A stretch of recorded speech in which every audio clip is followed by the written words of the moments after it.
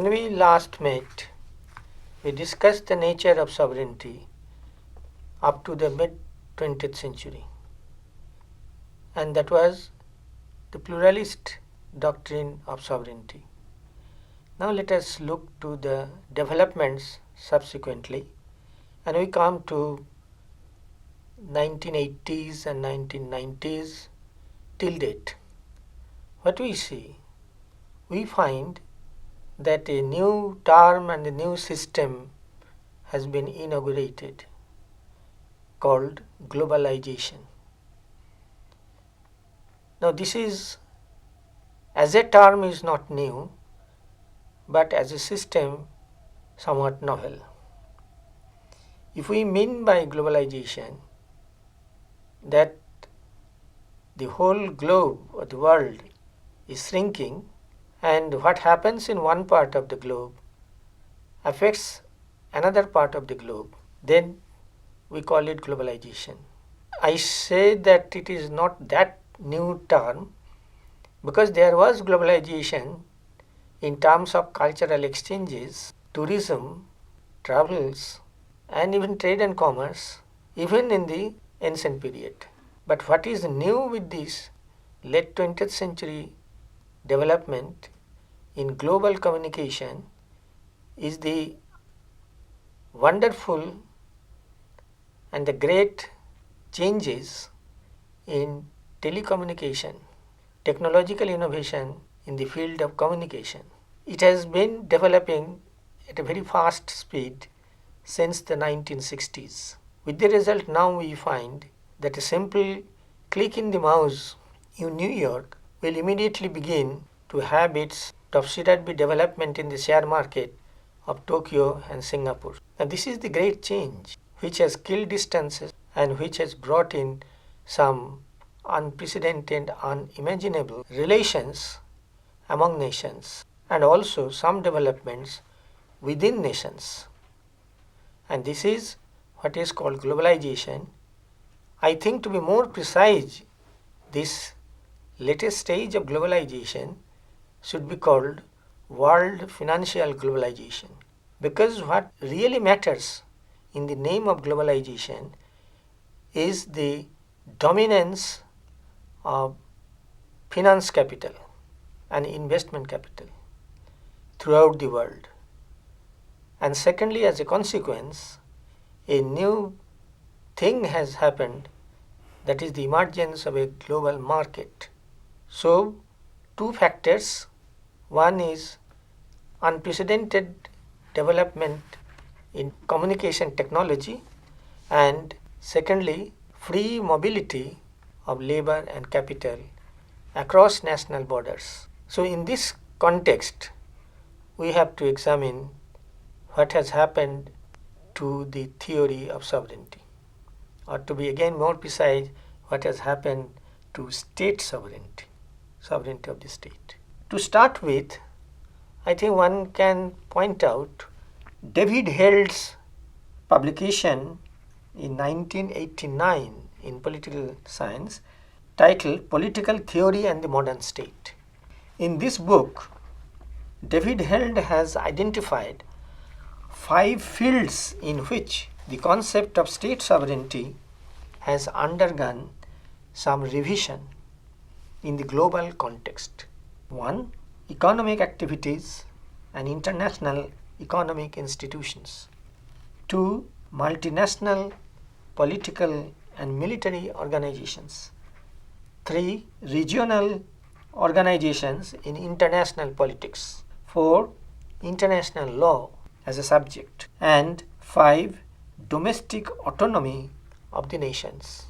The last thing, which is very much apparently well connected with the theme of sovereignty, state sovereignty. What has happened to autonomy of the nation states? In this broader development, unprecedented changes in human history, so to say, really the new actors who were not there before are the multinational corporate bodies. There were companies. Suppose, even from history I can give one example. What was East India Company?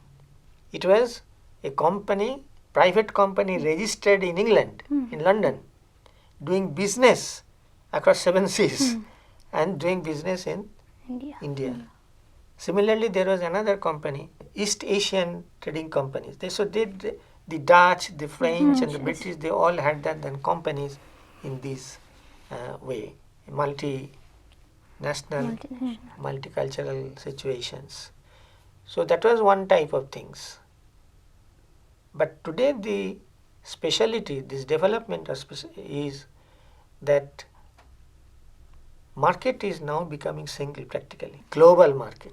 So the capitalists are to decide on their investment policies in reference to the demand and supplies in the total global market, and that creates certain difficulties to the old concept of national sovereignty. Because of many developments, particularly in the field as David had given is number 1, economic activities and international economic institutions. You know, as a student of history, recent history, that immediately after Second World War, 2 major international economic institutions were created. One is World Bank, another is International Monetary Fund.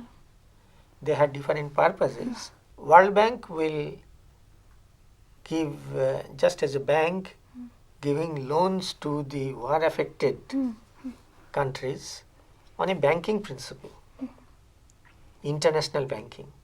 So that was the concept they started with. International Monetary Fund, to start with, had the function of trying to establish economic or financial stability throughout the world by giving aid and other things. But in course of time, within 2 decades, we find this separation of roles of World Bank and IMF, they are practically in blood. Today, banking function is done by the IMF, aid giving functions is done by the World Bank. So anyway, international monetary or economic institutions, they have arrived, and also in recent times we have got Asian Development Bank, also multinational on a globalized pattern, but specifically with a focus on Asia. So in this way there are so many things that we find which has come to affect national sovereignty concept. They are practically now challenging the national governments on the question of policy decisions. And from that point arises the real pertinent question in regard to this topic: how much independent are independent national states? Are the independent sovereign national states really remain independent and sovereign nationally and internationally? The first day we discussed preliminary when it started that internal sovereignty and external sovereignty, international sovereignty. Now in both fields question mark has been raised thanks to the globalization context. So this is the main thing we had to discuss today. Sir, then is sovereignty and globalization contradictory, or is it complementary? Is it globalization is shaping sovereignty as a concept? No, they are not contradictory as such, but a situation has arisen in which the old concept of sovereignty, state sovereignty, cannot remain as it is. It is going to be severely affected. Yes. Now even the national states, national sovereign powers, they have also come to feel that it is really foolish and idiotic to stick to the old concept of state sovereignty, because the world has become interdependent. So national governments have not been obliterated. They remain, they constitute. Force of nationalism may be a little weaker, but it is still there. So feeling of nationalism is not absent. But it is difficult for any national government to claim that I am the supreme decision maker. That's because of global capitalism. I mean, global capitalism has some role to play. Invasion. It's invasion into the Invasion. field of economics, finance, and investment. But today, if the situation has changed to such an extent that simply the national government, sovereign governments are helpless. For example, satellite communication. How can a sovereign state check it? Not possible at all. So, in fact, the fall of Soviet Union was not caused by one factor. It is multi-factor combination that brought in the downfall of the Soviet Union. When the Soviet young generation, they practically revolted in 1989, fall of Berlin Wall and all these things, etc. Because the satellite information channels, they showed all sorts of high-level living, lavish pattern of lifestyle, etc., employment opportunities, which attracted the younger generation who had no, not only direct experience does not question arise, but even memory is very fade. What happened in 1970? Who cares for it now? After 70 years. So they were very eager to break down the Iron Curtain. That is the pressing problem from within USSR. So Gorbachev said it would be the best policy for the Russians to welcome this opportunity. He is condemned by the orthodox communist, but Gorbachev had a quite free mind, open mind. He said, what cannot be resisted should be accommodated, and we can derive benefit from it also. So that is globalization's impetus, which the national governments are feeling, and now it is a fact, even in economic analysis, it is a fact that globalization cannot be reversed now. But still state sovereignties are not that helpless. Each nation has to decide on its own how much of advantage we can take out of it. The globalization is to stay, it has come to stay. What should be the custom duty to be proposed by the finance minister of India in his annual budget? Is it a decision of the finance ministry or cabinet or Indian parliament? Answer is no. No, because of the fact that India has already been a signatory to another worldwide economic institution, World Trade Organization, which is a successor body of post-World War organization called General Agreement on Tariffs and Trade, GATT. Its successor is WTO. So if a country signs it, enters into WTO, it can decide on its own how much of export duty, how much of import duty, on what time things, at what rate. And you will be surprised to know that post-USSR Russia, they till very recently refused to enter WTO. But only in the last week Russia has signed. Early August 2012, Russia now has entered WTO.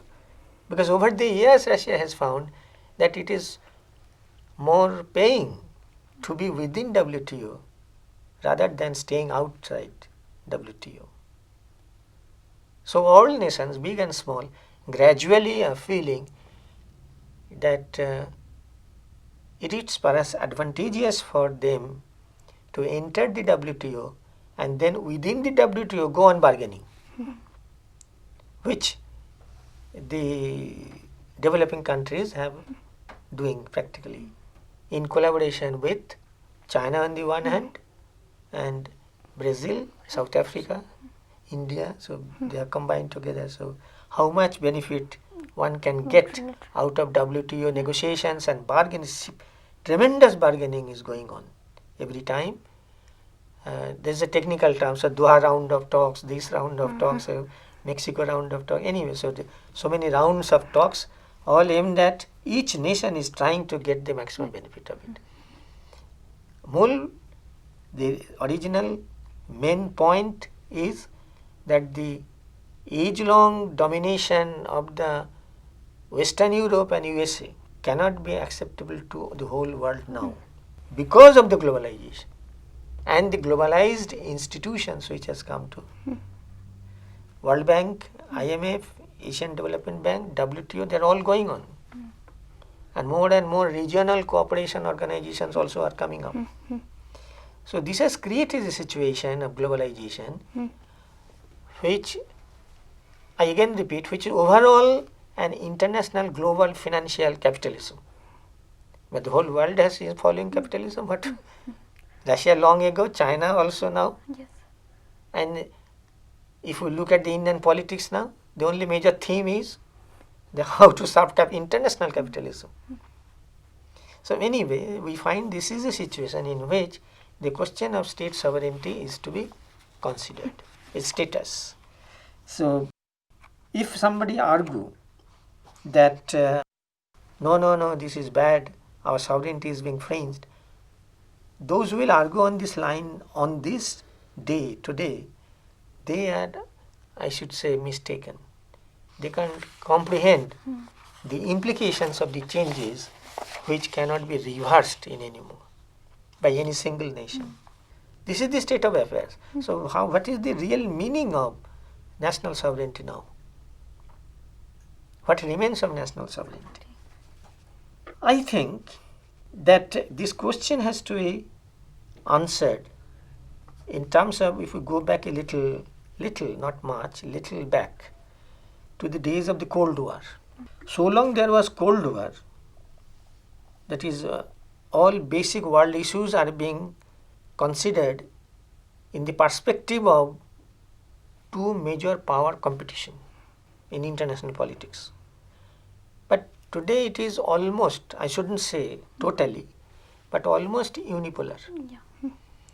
Now in that sense, during the Cold War, there was two major power blocks which emerged. Now I am coming to political side, not economic more. There was first, immediately after the Second World War, NATO, North Atlantic Treaty Organization, NATO was formed by United States and West European powers. And immediately within a year or so, Soviet Union took the lead to form Warsaw Pact. That is Soviet Union as the leader and the East European countries.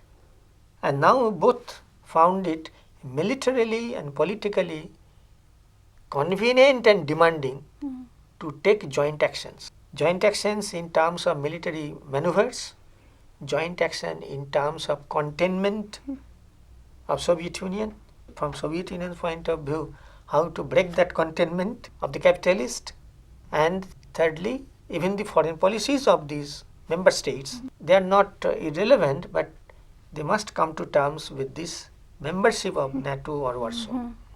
So compromise on foreign policy or devising a common foreign policy as far as possible. So this is the recent past, Cold War past, in which the globalized context, that is also a globalized context, state sovereignty's position is like this. But first in 1956 in Hungary and 1968 in Czechoslovakia, something happened. Within the Warsaw Pact, there was more or less an convention or agreement that until a joint policy in regard to military maneuver or political movements, political initiative, every nation state has got the right to be consulted. Only after consultation, if a joint policy emerges, then we jointly will follow the policy. But when internal political developments in Hungary and internal political in 56 and internal political developments within Czechoslovakia, their own internal political developments. When these political developments in Hungary in 56 and Czechoslovakia in 1968 was not found acceptable to USSR, USSR without consulting anybody ordered his army to march onto Hungary in 56 and he ordered his tanks to march into the interior of Czechoslovakia on his own order No consultation, no intimation, nothing of the sort. Now Hungary was debated this way, that way, internationally. But what happened in Czechoslovakia? Not only the army marched, tanks went on there, but it began perpetrating the inhuman actions. That is, small children just walking at the tanks going on, they were killed, summarily killed. When students were going to school, summarily killed, just on the suspicion of the particular soldier. There was no uniform command or nothing of the sort. Enter Czechoslovakia and kill everybody who were on the streets. So that gave some sort of a national resistance. What is this? Warsaw Pact should have been a pact for solidarity among the member states, and now USSR is perpetrating these things, violating entirely the sovereignty of Czechoslovakia. And that resistance came to be known as Prague Spring. So from political resistance to came cultural resistance also. The Czech artists, literators, poets, students, everybody opposed this move. Now at that time, I say in so many words because to point out, at that time when international press began criticizing, then the then Soviet ruler, chief, Brezhnev, party chief, he said, no, we have not violated sovereignty. Sovereignty today, that means 1968, he meant sovereignty is today, quote unquote, limited sovereignty. This is the term he used, and immediately it began currency in the name of Brezhnev doctrine of sovereignty. That means, yes, national sovereignty is there, but in some cases, that national sovereignty by nature is to be limited. So we are perfectly on legal side. He said, not invasion of Czechoslovakia, but to say our army marched into Czechoslovakia to help the government of Czechoslovakia, to help the state of Czechoslovakia, to defend the sovereignty of Czechoslovakia. What a twist of language. Anyway, subsequently, this Brezhnev doctrine was not internationally accepted. It was condemned. And later on, when Cold War ended, there was glasnost and perestroika. Even the people of the USSR condemned the actions of 1968. So this shows the what happens. Similarly, at some time in the 70s, Britain ordered, the government of Britain, Prime Minister Thatcher, simply ordered in the colonial 19th century fashion its navy to go and attack Falkland, to occupy island of Falkland. That was done, whole world was saying. So what is the national sovereignty? No, in that case there is no question of national sovereignty. Our navy will go and capture the island because we think it is our island. So it all shows that national sovereignty matters according to the situation, not as a principle, not as a theory or etc. So from this situation, we come now to the last decade of the 20th century or first decade of the 21st century. This time we are living in. Look at what has very recently happened in Greece, economic crisis, and Spain, the economic crisis. Now their economic system, financial system were practically broken down, collapsing. So by this time they were members of another international organization called European Union. Very vigorous demand came from the Greek people that let us then come out of the European Union. If we are in such economic distress, then what's the use of remaining in the European Union and observing the norms, economic norms of banking as set by the European Union? So it sent a message of alarm. And immediately the European Union sat together, took the decision to come to the help of Greece, to restore its currency value, to restore the price, stabilize the prices, and they found a solution through general election. There was an election, and immediately within a month there was another general election to decide giving the full option to the Greek people whether you want to stay in European Union or not. Because European Union will help you provided the Greek people, democratically elected Greek government, they say that yes, we will cooperate. That cooperation will entitle you to health and stability. So somehow Greek electorate said yes, we want to be stable, we want to remain within European Union. Something like this also, not so severe form, but something like this in Spain is still going on. That what will happen to stabilization of price level, unthinkable price rise, etc., etc.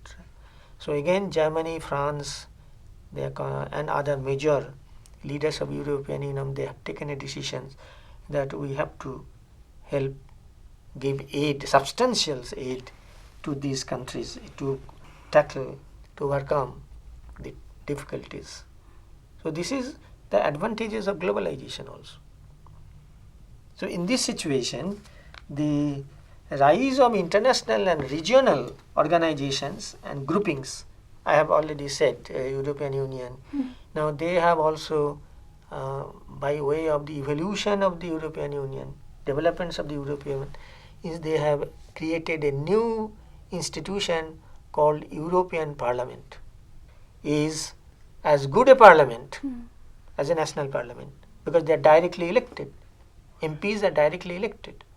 They take a decision at European Parliament level when these decisions are to be followed and accepted and worked upon by the nations, member nations of the European Union, and not only domestic but also foreign policy matters.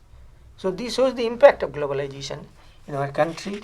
And just may I just conclude in 2 minutes time that in conclusion we can say that sovereignty still is nominally the de jure and de facto etc. are there, but gradually a philosophical vision of development is coming out, fructification of Immanuel Kant, two philosophers, German philosopher Immanuel Kant's vision of perpetual peace and some sort of a world government, and in our country Sri Aurobindo's vision that someday there will be a world organization which will facilitate human unity. In his ideal of human unity, Aurobindo said like this. Now developments are taking us to that end. So national sovereignty is not dead, but national sovereignty had to adjust, and it has already to a large extent adjusted itself with globalization and its effects.